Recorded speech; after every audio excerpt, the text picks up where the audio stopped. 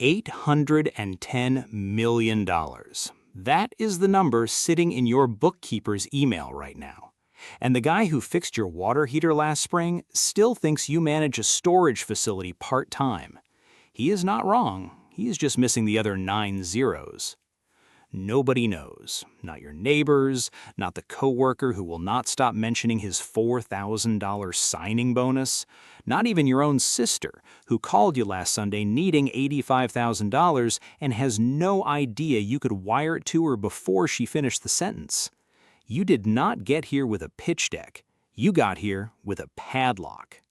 This is what $810 million actually looks like. It starts with a storage unit. Not a business plan, not a spreadsheet, a Tuesday in your late 20s when you're helping a friend move out of a self-storage place because his lease fell through, and while you're loading a truck in 90-degree heat, you notice something. The unit next to his has a padlock so old it has rusted shut. The one across from that has a delinquent, content subject to auction notice taped to the door. You count 14 units on that single row. You do the math without meaning to. $85 a month times 14 times however many rows are in this place. You go home and you look up who owns it. It takes you most of an evening cross-referencing county records because the facility is owned by a man in his 70s who inherited it from his father and has never once raised the rent in 11 years out of what you can only guess is inertia. You find out the whole property, 4 buildings, 210 units, a gravel lot, is assessed at $640,000. You find out he would sell for less than that if someone just asked. So, you ask. You do not have $640,000. You have $58,000 in savings and a decent job doing logistics scheduling for a regional trucking company. What you have is a plan you can explain in one sentence to a bank. Occupancy is at 91%, rents are 30% below market, and nobody has touched the pricing in over a decade. The bank likes sentences like that. You get a small business loan, put down $70,000 combined between your own money and a private note from an uncle who doesn't ask many questions, and you close on the property at 28. You do not renovate anything. You do not add a website with a drone shot. You raise the rent $12 a month on renewal, staggered so nobody feels ambushed, and you fix the gate that has been broken since the previous owner's father owned the place. Within 14 months, the property is netting $9,400 a month. Your mortgage payment is $2,100. Nobody congratulates you. Your coworker got a $4,000 signing bonus for switching companies that same month and mentioned it 3 separate times at lunch. You do not say anything about the storage units. You are not ready to. You are not sure yet what you're building, only that the math keeps working when you leave it alone. This is the part almost nobody sees. Not the scaling later, not the portfolio, just a person running numbers on a legal pad at a kitchen table, noticing that unglamorous things, things people need but never think about, tend to keep paying you long after anyone has forgotten they exist. You buy a second storage property 14 months later, a smaller one, 90 units, in a town you had never heard of before the listing showed up in a foreclosure auction you'd started checking every morning like it was the news. You pay $210,000. You use the first property's cash flow as proof to the bank, not a dime of new personal savings. You start to understand that the second deal is always easier than the first, not because you got smarter, but because the first one is still sitting there quietly, paying you, giving the second one somewhere to stand. Your accountant's name is Deb. She has handled small business books for over 20 years and has seen every kind of chaos a shoebox full of receipts can produce. She does not impress easily. She is sitting across from you in the back office of your 4th property, going through a folder you handed her an hour ago. She reads it slowly. Then she looks up and says, "This might be the least interesting portfolio I have ever reviewed." She means it as an observation, maybe half a critique. You take it as the nicest thing anyone has said to you in months, because that is exactly the design. Not a brand, not a pitch deck, just a quiet stack of assets solving small, boring, permanent problems. Here is what's in the folder. 6 self-storage facilities across 2 states, a combined 1,140 units, netting just under $340,000 a year after debt service and maintenance. 2 car washes, the automated, unmanned kind, purchased from owners heading into retirement, together clearing $71,000 annually with maybe 4 hours of your attention a month between them. A stake in a commercial laundry service that supplies towels and linens to 11 regional gyms and 2 hotels, bought from a man named Otis who built it over 26 years and wanted out quietly, without a broker, without a sign in the window.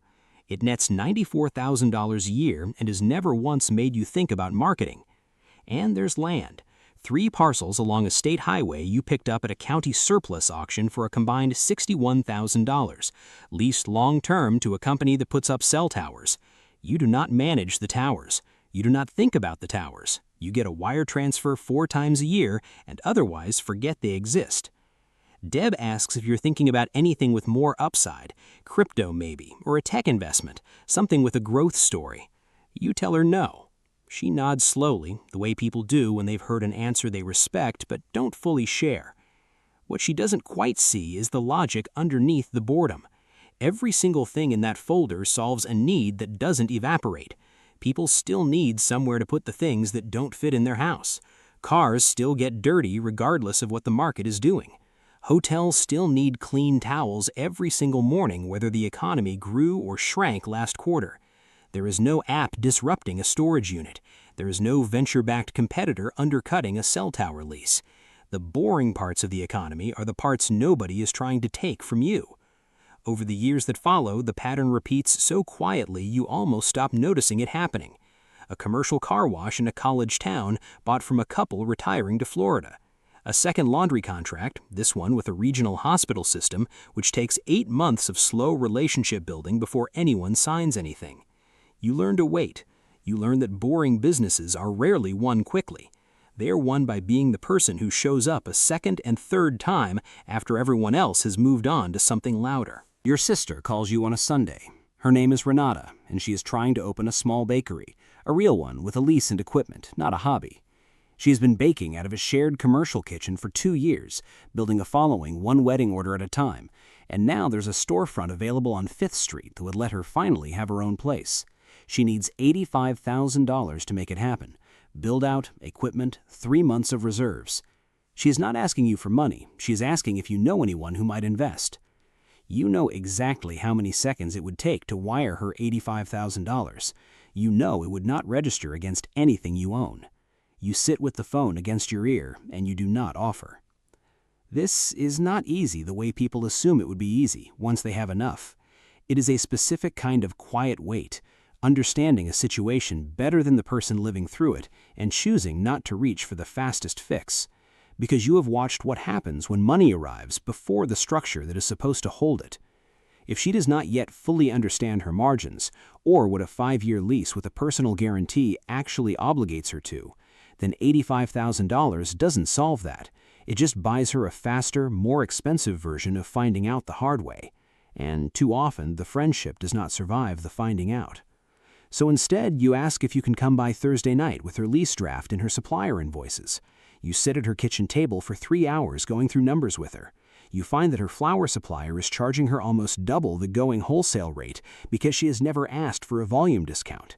You ask about the lease's rent escalation clause, and she doesn't know there is one, 4% annually, compounding, which nobody explained to her. You go back the following Thursday, and the one after that.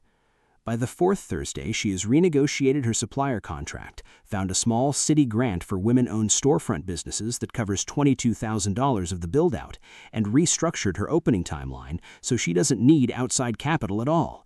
She signs the lease 6 weeks later. She calls you the night she gets the keys, and there's something in her voice that wasn't there before.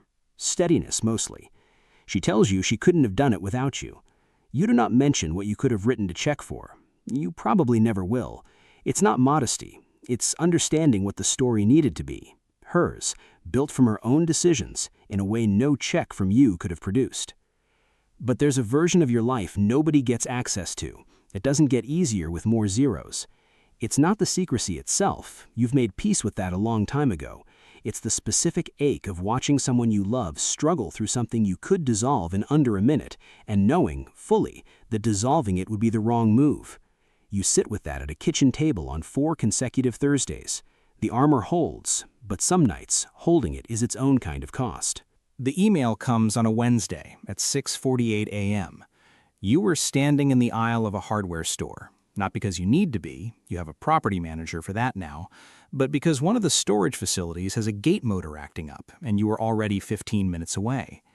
You were holding a replacement chain sprocket in one hand and your phone in the other when the notification lands. Subject line: Q1 roll-up final. From Deb. She sends these every quarter, always the same plain formatting, always something you read at your kitchen table on a Saturday with coffee. You almost pocket the phone. Something in the preview line stops you. You open it. You read it twice, slowly, the way you read something you are not sure you have understood correctly. Total verified net worth across all properties, business equity, and liquid holdings has crossed $810 million. You stand there under the fluorescent lights. Somewhere behind you, a forklift beeps as it backs up. A man in a paint-stained jacket is comparing two brands of the exact chain sprocket you are holding. Nobody looks at you. Nobody knows. The store does not know. The forklift does not know. You had pictured this moment the way everyone pictures a milestone. Some kind of seam between before and after, something you would feel arrive. There is no seam. There's just fluorescent light, a beeping forklift, and a number on a screen that accumulated quietly across 11 years of Tuesdays nobody photographed. You reply to Deb with 2 words: looks right. Then you pay $14.20 for the sprocket, forgetting again whether you have a rewards card, and walk back to your truck. 11 years ago, you netted $9,400 in a month from a self-storage lot with a broken gate, and sat with that number on a Thursday night, not sure what to call the feeling. It wasn't pride, and it wasn't disappointment. This is the same feeling, exactly the same, just with more zeros behind it. Which might mean it was never about the number at all. It was the architecture, the proof that something you built quietly, without an audience, kept running exactly the way you designed it to, whether anyone was watching or not. The gate motor still needs fixing. You start the truck.